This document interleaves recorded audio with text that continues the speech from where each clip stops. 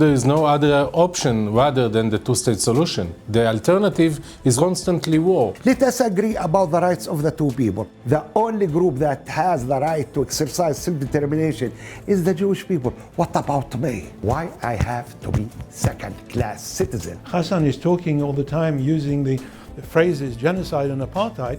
I think you're using phrases that are just being bandied about without anybody knowing what genocide is. No, everybody knows. Excuse me. Well, it's been defined now. Mass killing of people, mass destruction of infrastructure of people. This is genocide. Two-state solution is really drowning in the details because nobody can agree on what you're actually talking about. If there is a step towards progress, what is the next step you think is achievable?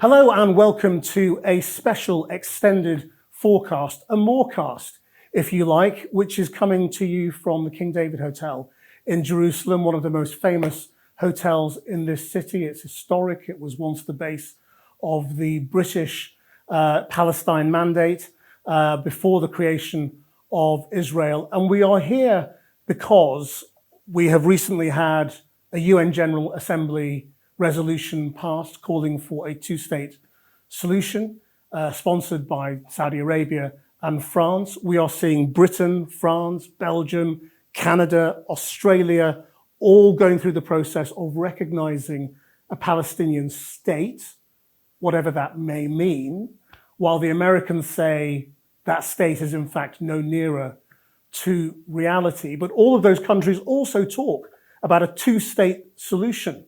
Whereas in Israel, in this country, the government rejects the idea of a two-state solution. Hamas in Gaza have also traditionally rejected the idea of a two-state solution. So what does it mean? Is it realistic? Is it possible? What are the obstacles?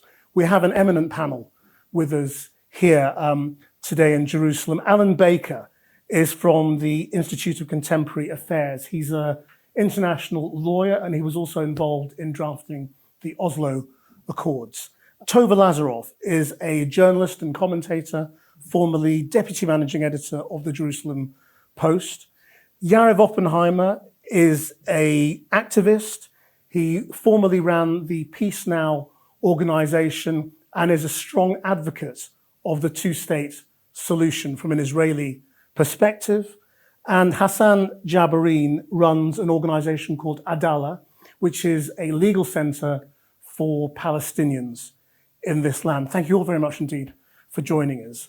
I mean, let's begin with the people who think this is possible, if you like. Because you talk to so many people in Israel and they'll say, the two-state solution time is gone. You know, nobody's talking about that right now. The hostages are still being held. Forget it. It's not going to happen. Yariv, why do you think it is real and that it could be delivered?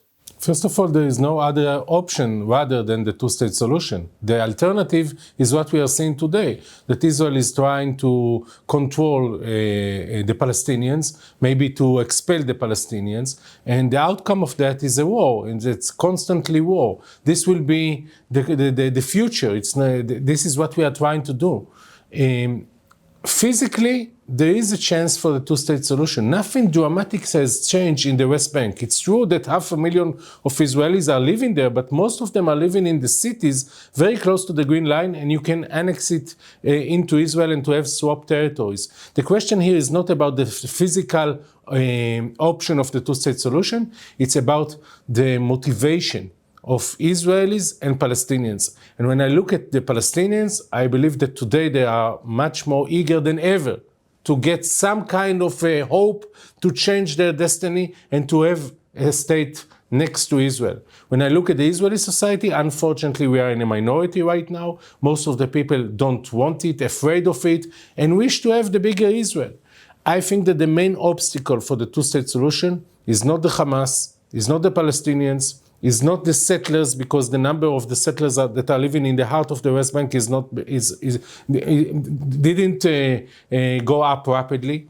It's about the motivation of the Israeli right wing to block the chance for the two-state solution and to do whatever they can physically and in the mind of the Israelis in order to make it an impossible option. But it's the only option. What difference do you think these moves have made, if any? Or are these moves that we think are important in London and Paris and New York, but actually make no difference? The international move? Yes. The resolution, the recognition. First of all, I think that we need to show the alternative for the war and the alternative for the occupation. And the only alternative to the occupation and to the war is to have a peace agreement and to have the two-state solution. There will not be any other solution that will guarantee Israel to be a Jewish democratic state and a peaceful region, prosperity and reconciliation. There is no other chance, because as long as one people will control the other people, in the Jewish perspective, the minority is going to control the majority, for sure there will be bloodshed. No one can expect other result. I don't know anyone that will just say, okay, it's fine for me and the next generation and the next generation. We are just going to live under the Israeli occupation that is becoming much more brutal, and we are fine with it. The international move, first of all, show both sides that there is an alternative to the war and to the occupation. Second, if the international community will be strong enough, eventually Israel and the Palestinians will have to react and to accept it. What is strong enough? There are many ways to practice it. Okay, Alan, I mean, you seem to have gone from a man who was heavily engaged in the peace process to a man who now essentially supports the Netanyahu government. No, not at all. Excuse me. I'm an international lawyer. I'm not politically identified with any party or with any government. I was involved in the negotiations of the Oslo Accords. I've been involved in the negotiations on the drafting of the International Criminal Court. So my position is basically a position of international law. Okay. I also sat in the General Assembly for many, many years in the legal committee. Right. So what do you think about how realistic this situation is now, and what difference these international diplomatic measures are making? Okay, well, first of all, resolutions of the General Assembly have got absolutely no legal obligatory context. They represent the political viewpoint of the majority of states that voted in favor of them. So a resolution that was adopted recommending, because they can only recommend, a two-state solution, and whatever else they recommended is not obligatory. It can only recommend, and it's a political resolution. It doesn't oblige anybody. Secondly, a resolution calling upon for a recognition of a Palestinian state that doesn't exist when everybody knows that no state exists is totally unrealistic and naive on the part of those leaders, especially the presidents of France, the Prime Minister of Canada, the Prime Minister of the United Kingdom, Australia, who willingly went along and supported this, knowing that they're supporting something that's totally unrealistic. But they think they're putting it on the agenda. Well, they think they're putting it on the agenda, and they think they're slapping Israel in the face. The other thing is the concept of the two-state solution. Now, it was a very noble vision set out by President George W. Bush in the late 80s, I think it was. It was also part of the partition resolution of 1947, which talked about a Jewish state and an Arab state. But it's never actually been agreed to by the parties. And as you mentioned, it's even opposed by Hamas and even by the Palestinian Authority. And so what is on the table and what has been agreed to are the Oslo Accords. And the Oslo Accords, in the Oslo Accords, Israel and the PLO agreed to conduct negotiations on the permanent status of the territories. And these negotiations haven't yet started. Do you think it's possible? Absolutely possible, and that's what I was coming to this.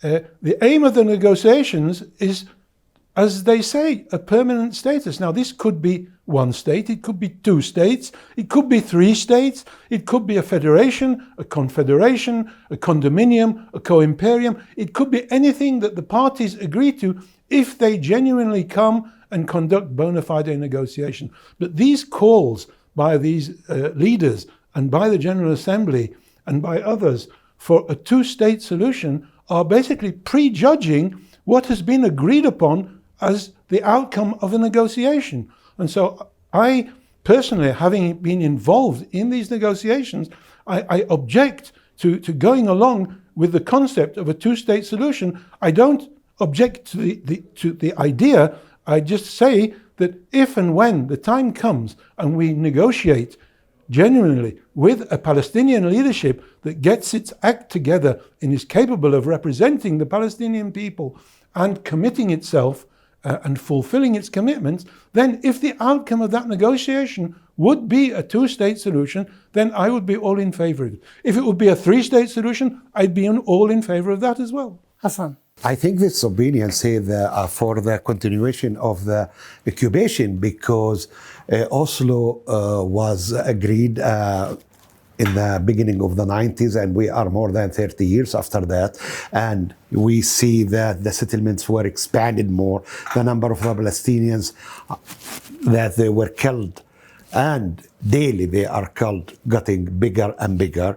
The expansion of the settlements getting bigger, and there is no negotiation. And the position of Israeli government is that there is no right of self-determination of the Palestinian people. So to come and to say, let the two parties continue to negotiate, this is illusion, because there is no negotiation. And Israeli government deny the right of the Palestinian for self-determination. So are you saying that Alan's apparently reasonable position is actually a way of continuing the status quo? With due respect to Alan and with his motive, but to come and to say, let the two parties continue to negotiate, this is illusion. You are saying, let the occupation continues, because Israeli government has position. They see the West Bank and Gaza and East Jerusalem part of Great Israel, Eretz Israel. They don't recognize the right of the Palestinian for self-determination. They see that the settlements are part of Israel. So to negotiate with whom? And now we have to evaluate and to ask why Oslo failed. Oslo failed because there is no political will from Israel's side to end the occupation. Now I think that the discussion... But that's not what Bill Clinton says, of course, is it? Of course. He blames Arafat. He can blame Arafat, but I think the PLO, especially Fatah, their main project is like Yariv project, that two-state solution, and they are doing everything for this solution. And this may be what make PLO weak among the Palestinian people, because they are focused only in this issue. So about Fatah, we know that they are for this solution.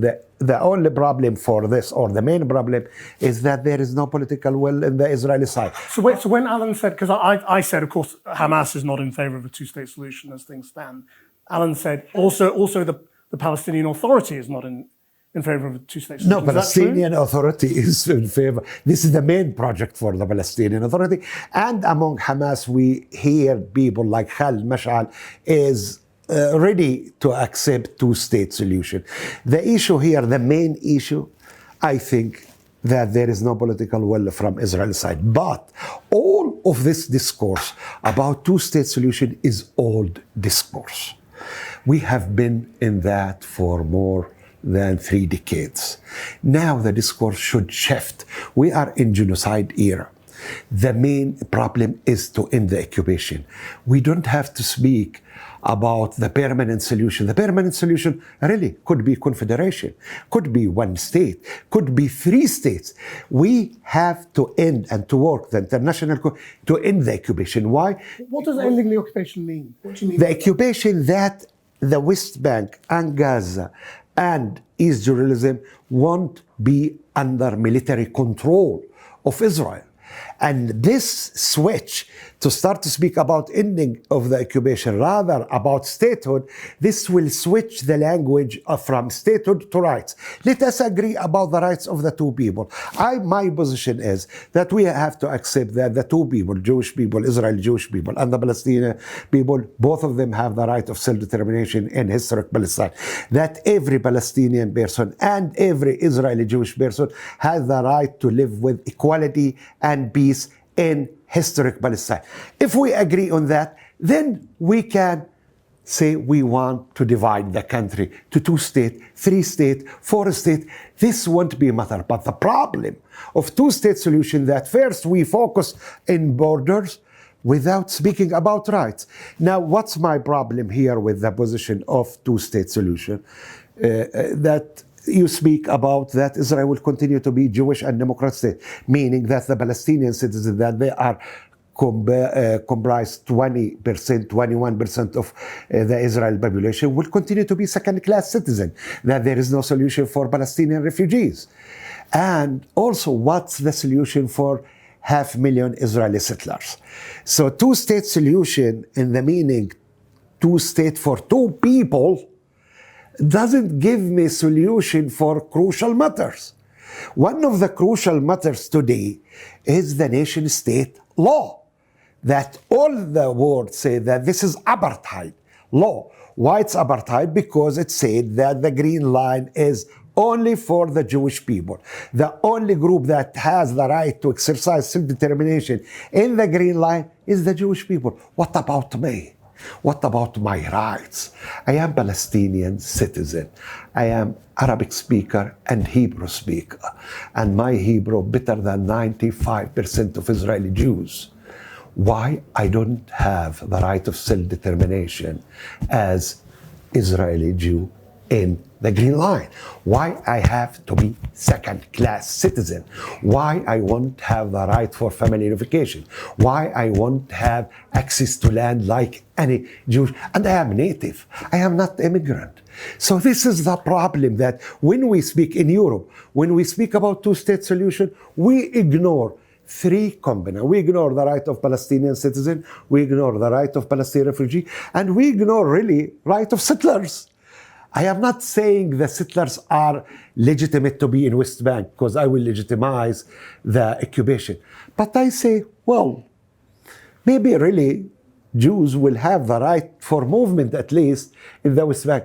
But when you have agreement, after you decolonize the country, not through the colonization. Okay, but also, I mean, just to come back to sort of, the starting point for all of these processes is always end the violence. Yeah. So, and accept the idea. So do you, it's kind of what you do with Hamas, or whatever Hamas might become.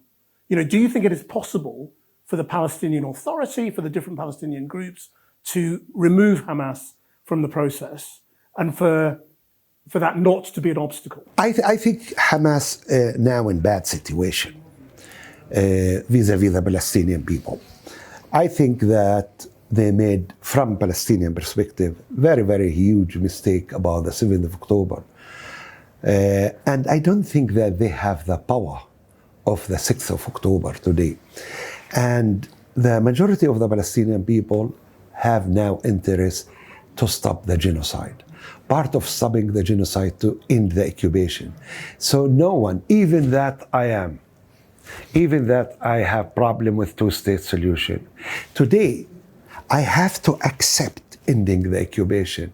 I will be happy if Israel leave East Jerusalem and Gaza and West Bank, because this occupation is the prolonged occupation in the modern history. This occupation is the most brutal occupation in the modern history. Every day is immediate danger for the life of the Palestinian because of this occupation. So sometimes I have no solution, but no option but to say, if you give me now 2-state solution, I cannot stand and say I am against ending the occupation. I'll come back to you, Yariv, in a moment, but we must hear from Tovah. The question started with, is this realistic? Can it be put back on the agenda? And what do you need to do that?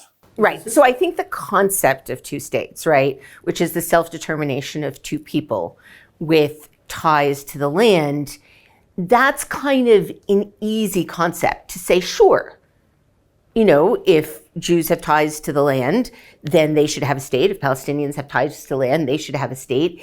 Theoretically speaking, it's very easy always to talk about rights. It's always the execution of the rights that is difficult. And when both rights are pitted against each other, as if there's some mortal battle between, you know, if I give you these rights, I'm going to lose mine and vice versa.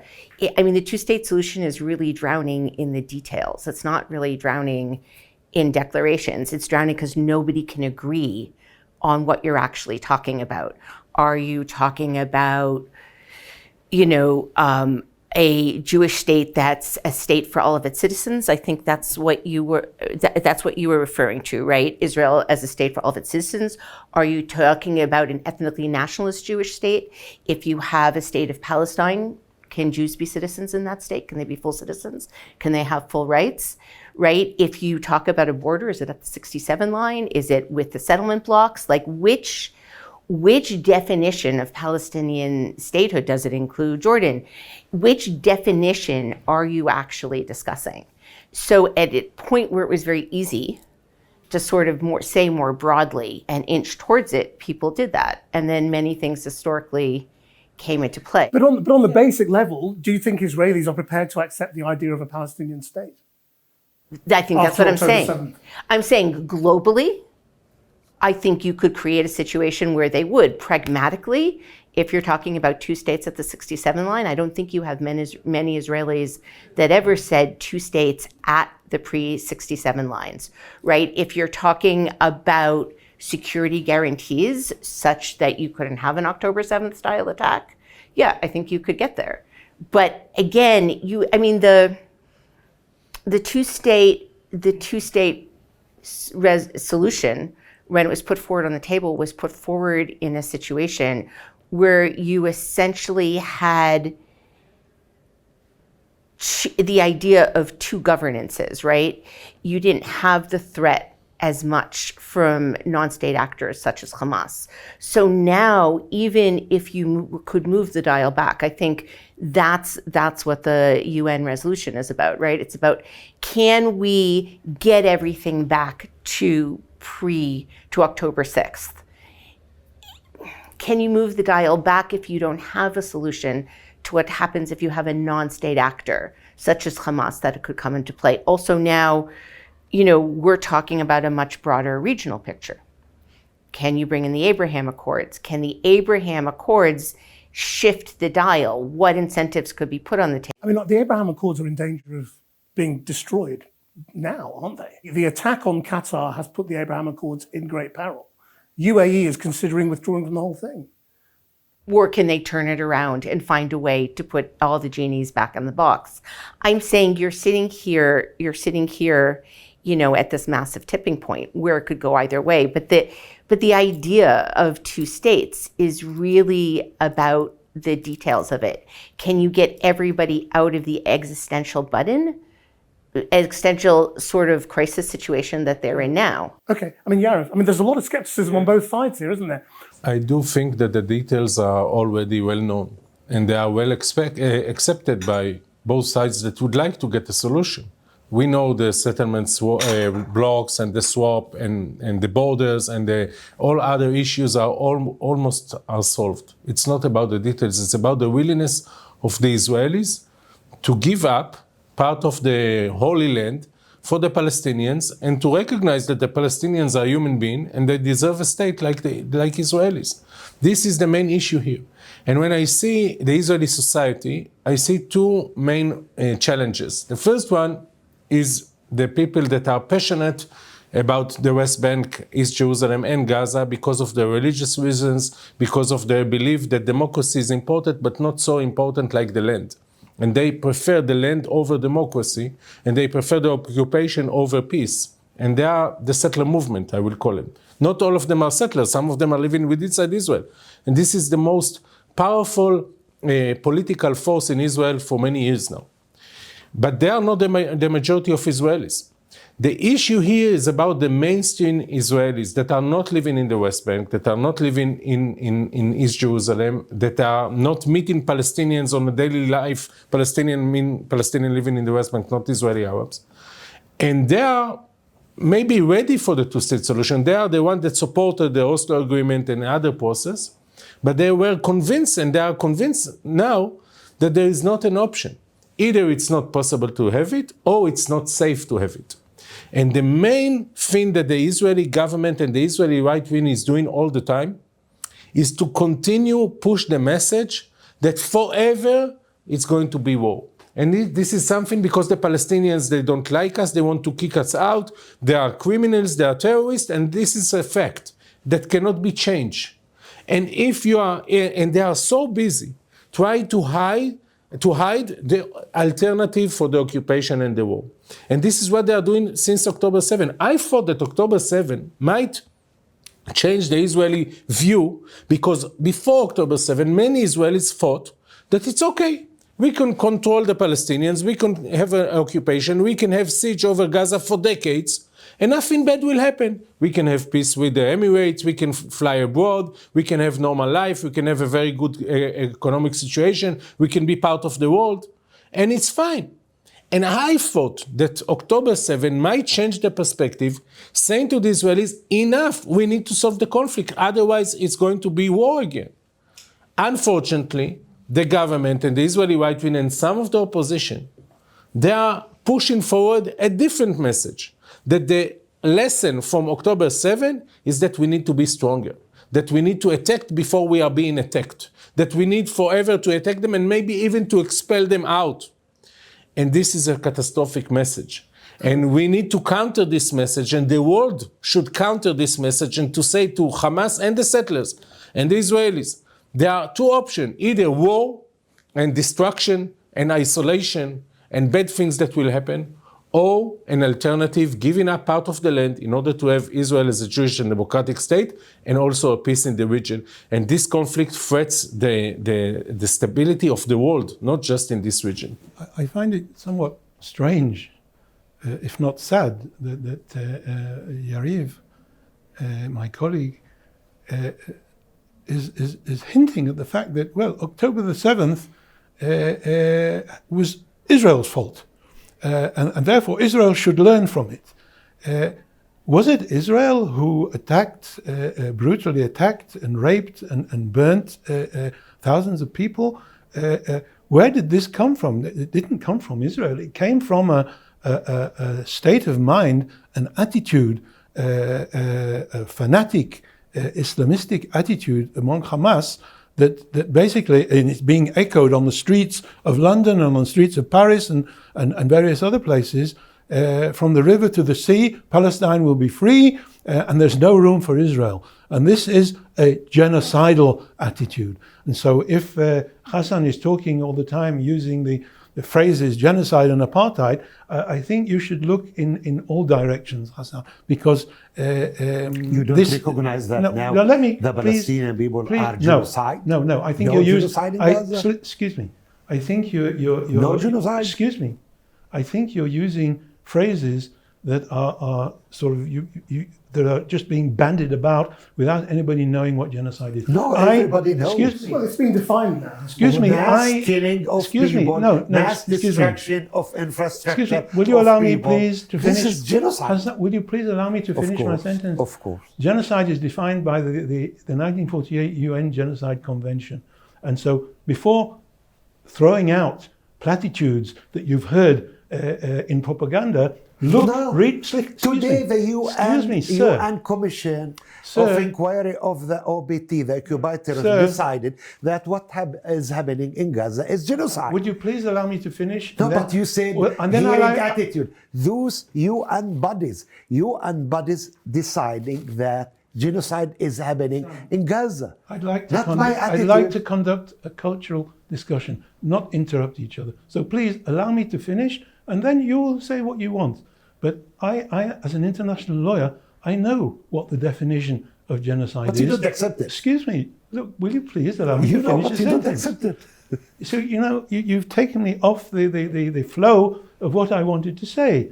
And so what I'm saying is that what I wanted to say from the very beginning is this, that the Oslo Accords, which I was involved in negotiating, including negotiating directly with the Palestinian leadership like Yasser Arafat, Mahmoud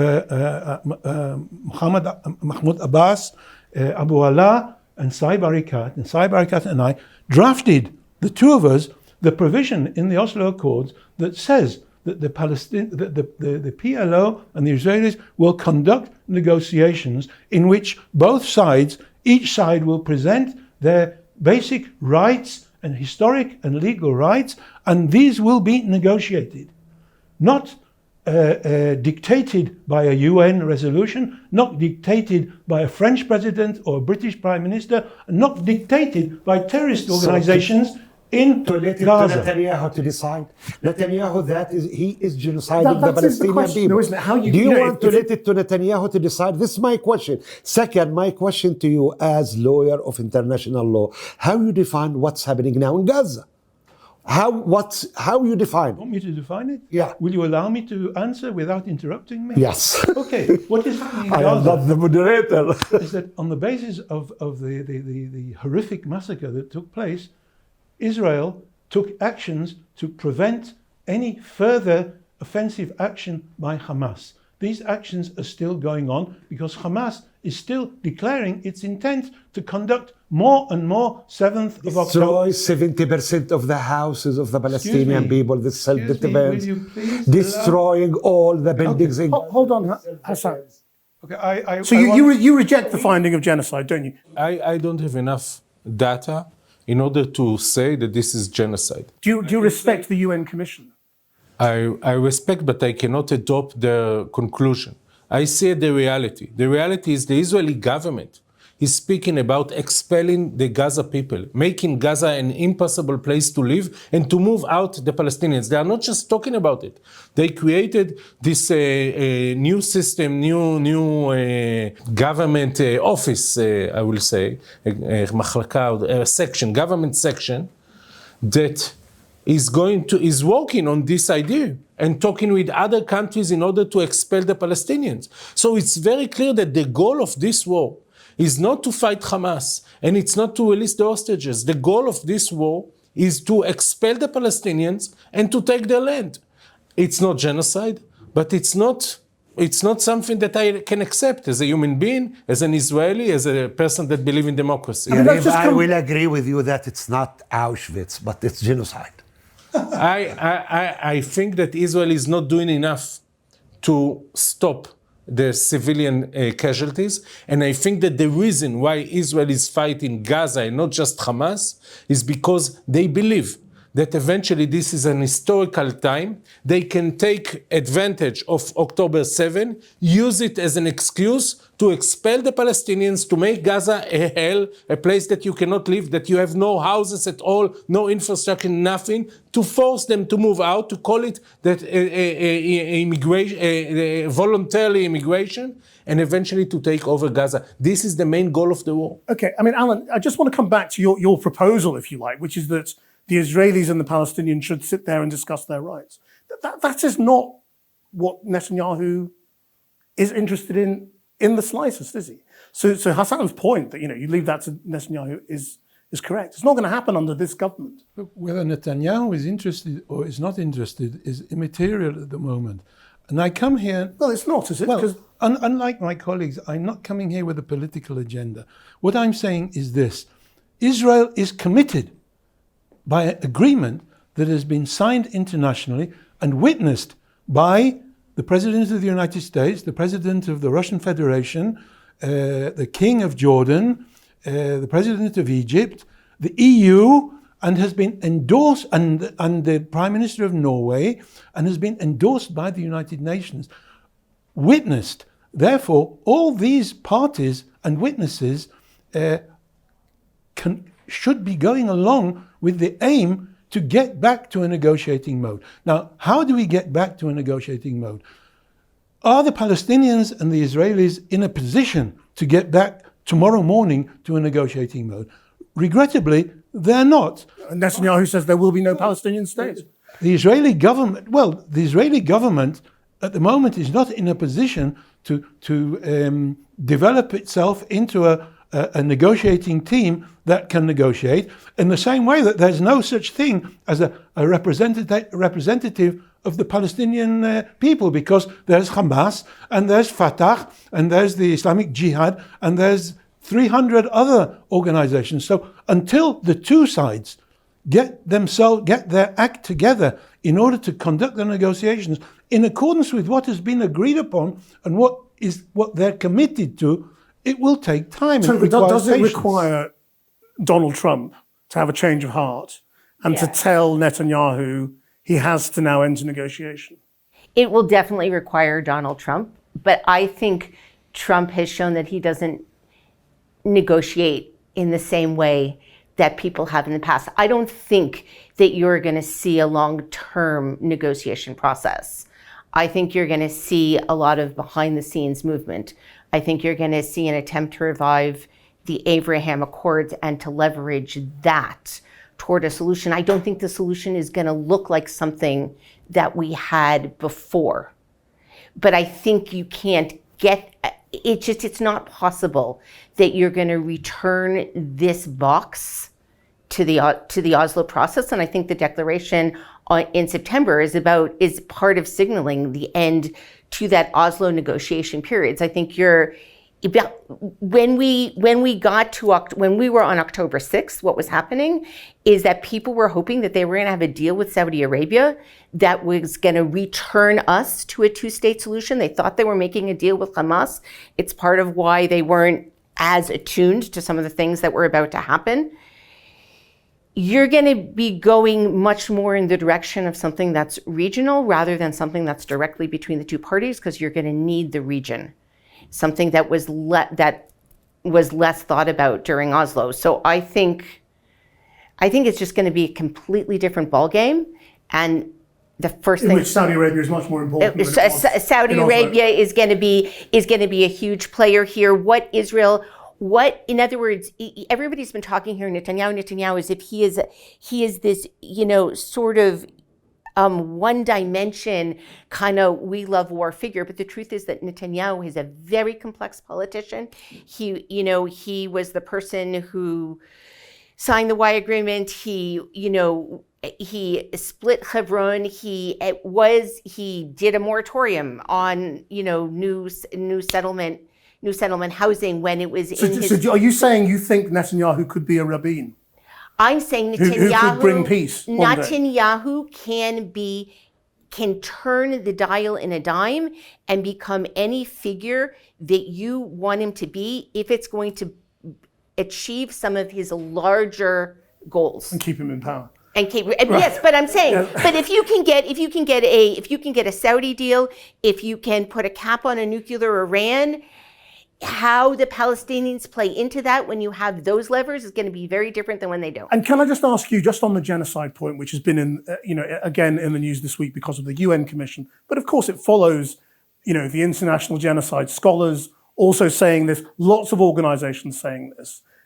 You're not an expert in genocide. I'm not an expert. But do you, whether you're able to say it's genocide or not, does it make you as an Israeli, and do you think it's making Israelis think, are we doing something, have we crossed the line, when so many people are saying this is genocide? Or does the national psyche kick in of this is just global anti-Semitism? I think that unfortunately, with all due respect, I imagine that if I am a Palestinian sitting in Gaza and I'm looking around me at the destruction and looking at the body counts, I imagine it would feel like a genocide, much like it felt to Israelis on October 7th, who looked at the destruction of their world, that it was similar to the Holocaust. I liked what you said, that this wasn't Auschwitz, because I feel like for Israelis, when you talk about genocide, you're talking about a Holocaust that, killed over 60% of European Jewry. you use the word like genocide and you traipse all kinds of buttons. I think everybody can globally say that what's happening to civilians in Gaza is horrible and that the death count is too high and that innocent civilians should not be killed. It's a really simple concept, and I don't think you need to create this, battle of victims, one or the other, around it. I wish to share my experience when I'm speaking with Israelis, normal Israelis, not like lunatics. And I'm asking them about how do you feel about the Gaza people that are suffering and being killed and the destruction is so huge. And they are saying, I don't feel bad for them because what they did to us on October 7, and we need to confront it. The dehumanization process of the Palestinian in the Israeli society with the help of Hamas that totally did a huge war crime on October 7. It's a small word to say a war crime about it. With the help of Hamas, the dehumanization process of the Palestinians in its peak. Israelis don't feel sympathy to the Palestinians as a whole, especially to the Palestinian in Gaza. The pictures of the people of Gaza cheering and happy when the hostages came, some of them came already dead to the Gaza and beaten. But you don't need to feel sympathy for Palestinians to think what you're doing is wrong. I personally feel sympathy for the Palestinians, for sure, and I think it's madness, and I think it's a violation of the international law, and the government is not telling the truth. The reason why Israel is using such a force over the population of Gaza, not just the Hamas, is not military, it's not the hostages. There was only one goal that can explain this use of power, this use of force, and this is the idea of expelling the Palestinians and moving them out of Gaza. And as I said before, the government not only talk about it, but is doing things in order to make it happen. Okay, can we talk about the settlers as one of the big obstacles to any kind of peace process? Now, Hassan, you said in a way you didn't think the settlements were the break on any kind of future. But given what's happening, given the expansion of settlements now, the effective division of the West Bank with this green light on a new expansion in this new corridor, are you saying it could just be stopped? No, I am saying that one of the reasons why Oslo failed, didn't succeed, first because you have many groups that they didn't have answer. Rabin was killed by a person who belonged to the settler groups. I am not saying all the settlers are killer, but he belonged, the person who killed Rabin. And he and many of the settlers thought that Rabin put them under risk. Palestinian citizens of Israel, they say to themselves, we have no answer. We will continue to be second-class citizens. The people in Gaza, 2/3 of them are refugees. They said, well, Oslo doesn't give us answer as refugees. And this is why you have many groups that made Oslo not successful one. And this is why I'm saying that we have to switch the discourse from statehood to rights. And if we speak about rights, it's easier. In fact, because when we put borders, all the time partitioning make problems. Until now, the partitioning between India and Pakistan still making troubles there.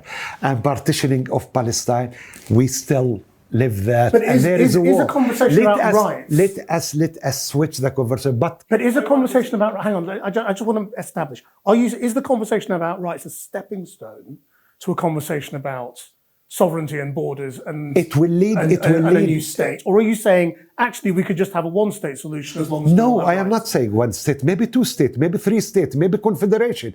But first order to speak about the rights, to agree that every person in this land should be treated equally. Every person, every group should have the right of self-determination. But do you think the settlers and the expansion of settlements has made this impossible now? Now, of course, it's difficult.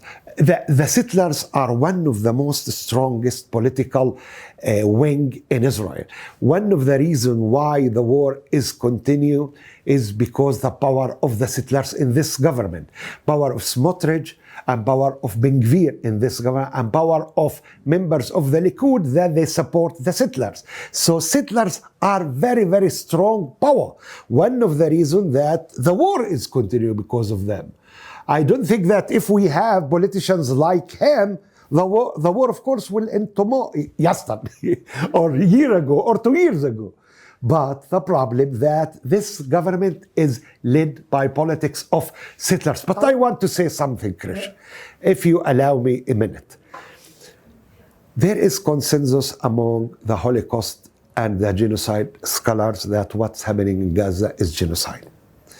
And there is also consensus that as the discourse in the world was switched and changed immediately when the international media entered the camps, Holocaust camps, and they saw the horrible things, then something new came to the world, something that we know it now as the language of human rights. The world was changed. And now we are living in the genocide era, in the genocide time. The question is whether this debate will be all debate when the media, international media, enter Gaza, the world see what's happening in Gaza, what happened in Gaza, and then maybe we will have a new discourse in the world. I think about Netanyahu, I don't see Netanyahu will find a way to be out of being indicted before the ICC. I don't think that's easy. Any Arab leaders in the world will shake his hand after they will see what's happening in Gaza. I don't see that even Western leaders will shake his hand after they will see. Look what happened to the Prime Minister of Israel. He cannot travel but to US and Hungary today. Those are the two countries that he can. And what will happen after the end of the war, when the scene of the genocide come out? All the world will start to compare, really to compare. And I agree that there are differences, but this is the main comparison between Holocaust camps and Gaza. I mean, the only thing I would say about that, say, I'll come to Tovah, but what I think is worth saying, it is really not clear what the world will ever see. yes. There's no sign of the international media being allowed in. We ask every week, and we're not not allowed in. Gaza. And they are destroying a great deal of the evidence. And as they we are know. killing journalists. So it's not clear what we would ever see if we were ever allowed in. Tovah. Yeah, I just want to say that the UN held a memorial service for the Iranian president when he died in a helicopter crash. So I'm going to agree with you that it's very hard to know what the UN would do. And after that, it really will depend a lot on where it's going. You know, do you actually have a comprehensive peace agreement for the region?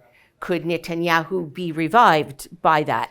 I don't know, but I do feel bad that there is one piece of the storyline that has not been mentioned here, which I really do want to mention, because we talk a lot about, you know, Israelis and feeling threatened. Should they not feel threatened? Is this a war about the destruction of Gaza? I'm not saying that there aren't people in the Israeli government who haven't spoken quite openly about wanting to expel Palestinians and, you know, destroy Gaza, but you know, in 2005, Israel pulled out of Gaza, right? And in the lead up to that, there was an argument between the left-wing members of the kibbutzim on the border and the settlers in Gaza. And basically, those members of the kibbutzim would say to the settlers, you have to leave Gaza because you are what is putting us in danger. And they would say to the people in the kibbutz, right, no, it's the opposite. We are here because we are protecting you. If we leave, you will be attacked. And that was the argument. And Israel left Gaza, and Hamas seized control of the territory in a coup, kicking out Fatah. And what should have been, right, a lab for peacemaking, what should have been a thing that would have inspired Israelis towards taking risks, became actually the thing that made it almost impossible to move forward. So you're saying the settlers were right? Incidentally, whether it was a coup or not is debatable. I'm saying there was an election, but well, no, there was a coup after the election. So I'm sort of saying if January 6th had become a coup, would you say it was a coup or that Trump? I'm saying. Are you saying the settlers were right to say we defend you? I'm saying that Israelis. That argument echoes across the decades for Israelis. You're nodding, Yariv. And it, in other words, there is like an over focus here on how, Israel isn't paying attention. Israel doesn't care about the security thing, as if this is just about destroying Palestinians and it's not about security. I think Israelis got a very powerful lesson about, Israelis who thought before you could withdraw from territory because we have a strong army that can protect our border and we can play around a little bit with this issue of withdrawal, got a wake-up call, and it's going to be much harder now to put forward a solution unless you have a security argument as to why that would not happen. I think it's really important what Tovah said, because it's a very crucial part of the discourse inside Israel. The idea of the fact that Israel moved out from Gaza, and then we got Hamas, and then we got October 7, is something very deep in the minds of the mainstream Israelis, not the supporters of the settlers. Having said that, it's not all the picture. Since then, Israel didn't promote the idea of the two-state solution, disconnected Gaza from the West Bank, from East Jerusalem, and for the world, make a siege over Gaza, create a situation in which the people of Gaza are totally locked in Gaza, and eventually also giving money to Hamas and empowering Hamas, knowing that once Hamas is controlling Gaza, there will not be any address to speak about the two-state solution. So it wasn't just by accident that this government supported Hamas and tried to harm the Palestinian Authority, and they are doing it these days as well. They thought that Hamas can be an ally, because Hamas is not talking about the two-state solution. They're talking about one state that will not be Jewish, maybe without Jewish people at all, and therefore they are not the address for the permanent status agreement.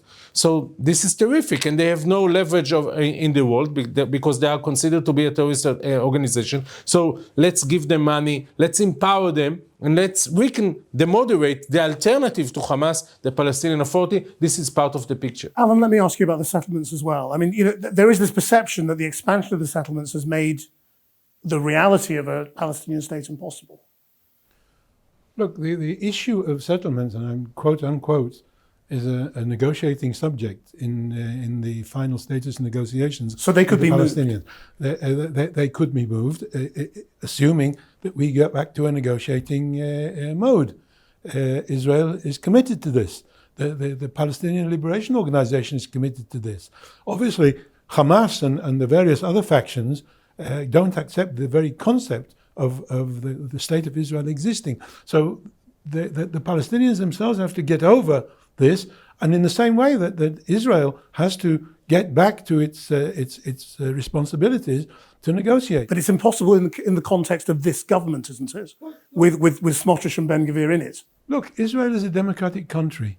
In the event that the Israeli public decide that this government is not carrying out what it wants, then it has the prerogative to change this government. What I'd like to say is this: that without going to buzzwords used by Hassan and others here, whether it's genocide or two-state solution, all these are buzzwords that are being thrown out in the UN or by various leaders. These aren't going to advance in any way, getting towards some type of peaceful solution or bon voisinage between the Israelis and the Palestinians. Resolutions in the United Nations that are encouraging Hamas to maintain their imprisonment of the hostages, these aren't going to advance anything. They're only going to advance the suffering of everybody on both sides.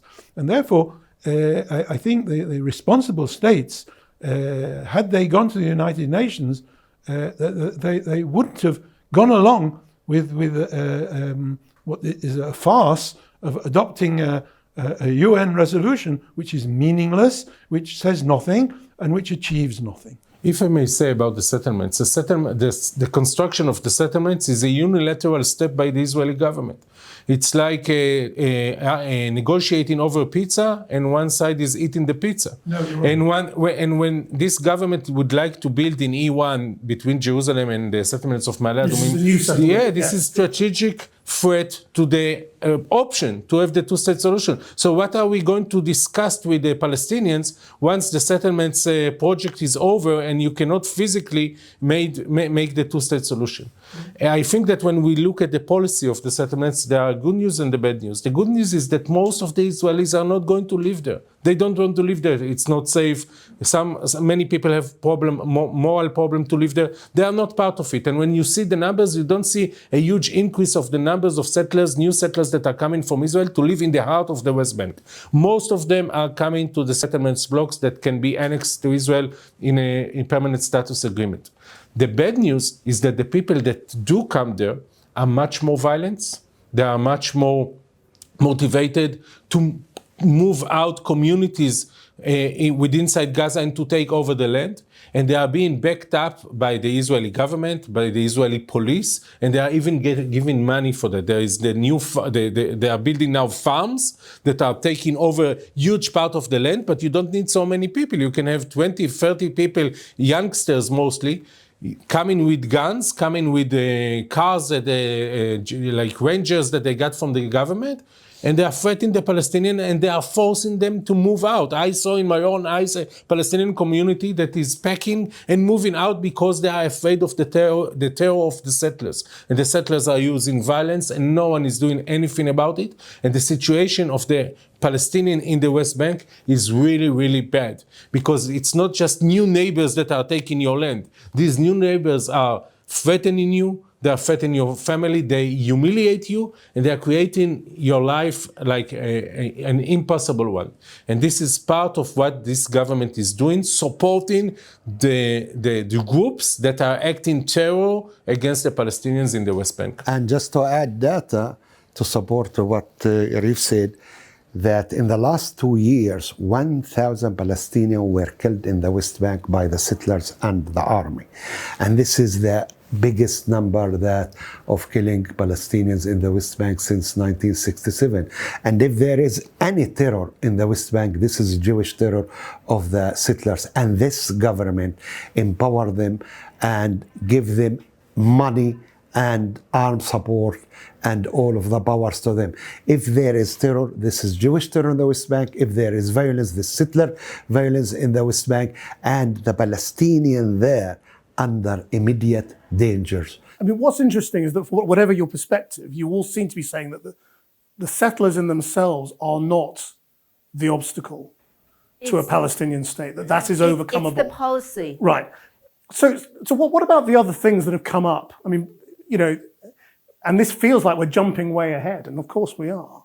But when you get into these negotiations, you're also going to be talking about refugees, the right to return, the status of Jerusalem.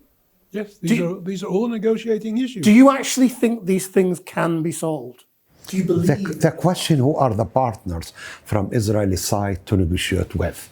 Netanyahu cannot be partner. Gantz say, I don't recognize the right of self-determination of the Palestinian people, and I'm against two-state solution. Who is the partner? Bennett is the only one who can replace Netanyahu. He is supporting the policy of the settlers. He is against Palestinian state. So first of all, let us decide who is the Israeli partner with the Palestinians. I don't know to expect what Bennett will do. I'm not so sure he will be the new prime minister. We cannot know. But about the idea, when you look at these issues, these core issues, they are all solvable. Once there is a will for a political solution, there is a political solution for each of these issues. On the issue of refugees, it's very clear that if Israel will be ready to accept the Palestinian refugees, we are not talking about two states for two people. We are talking about two states for one people, the Palestinians. And Israel will never accept it. So this is a red line. We know that the 67 border is the basic borders with swapped territories. We know that the solution to Jerusalem... There's no such thing as the 67 border. This is the point. Demarcation line. This is the point and start of a negotiation that aimed to succeed. What do you mean? Sorry, Alan. The Oslo Accords said that the negotiations would be on Jerusalem, on settlements, on refugees, and on borders. In other words, there's no border. The 1967 line was a line that was never agreed upon as a peace treaty. And it was the Jordanians in the armistice agreements of 1949 who insisted that this line... And you are a lawyer. As for now, the 67 border is the border of the state of Israel. Israel, until now, never annexed the West Bank into Israel, not by, and this was the decision made by Israel. And even in East Jerusalem, the Palestinians living in East Jerusalem that was annexed to Israel, they are not Israeli citizens. They are just civilians. By choice. It's not by choice. It's not. This is their status. They can ask and to beg Israel to change it, and sometimes Israel agree to some, but it's not their choice. This is not true. They are being born as civilians and not citizens because they are living in the other side of the Green Line. And the Oslo Agreement cannot be an alibi to the occupation. And you are using the Oslo Agreement that the expiration date is already over. The Oslo Agreement is not a peace agreement. It was something temporary. And the expiration date is over. We are over the Oslo Agreement. No. Don't use the Oslo Agreement as an alibi to build settlements and to erase the Green Line. You're misleading the interviewer and you're misleading those who are watching what this is not interview. wrong? Because first of all, the Oslo Accords never had an expiration date. The only expiration date, and I was involved in drafting it, is the 5-year period of the Palestinian Authority government. That's the only expiration date. There's no expiration date. Secondly, the residents of Jerusalem have got the option by law to adopt Israeli citizenship. Do you want to know the number of the people that asked Israel to get citizenship and they were refused? Would you please allow me, on the basis of cultural discussion, to finish a sentence? But the truth is also important. Well, are you allowing me or not? Please. Well, thank you very much. They were given the right by law to assume Israeli citizenship. Some chose to do so. Some were threatened by the Palestinian leadership not to do so. This is the fact and this is the law. Now you can argue and you can smile and you can come from your political position. It's not political. I'm explaining to you what the legal situation is. You either accept it or you reject it. You agree with me on the legal issue that a child that being born, if he is Jewish in Jerusalem, he will be citizen automatically. But if he was a Palestinian, he will be only civilian. And you agree with me? This is the default. What he can do with that later, he can beg the Israelis to get citizenship, and sometimes they did. Mostly they don't because of many excuses, and it takes years to get it. It's not something that my children or your children will have to go through when they are being born, and automatically they are citizens of Israel. And this is because the Green Line exists also in East Jerusalem, although we occupy East Jerusalem to Israel. Tovah, do you? I just wanted to get back to your other point, if I could. Yeah. Which is just a historical reminder that Ariel Sharon was the father of the settlement movement. When he first announced disengagement, people laughed. They said, oh yeah, he's really going to send in bulldozers to destroy Gaza. And actually he did. So I'm saying that political leaders move at the end of the day very much out of expediency and larger goals. And he always had this phrase that said, what you see from here, what you see from here, you don't see from there. The vision changes and so does the policy.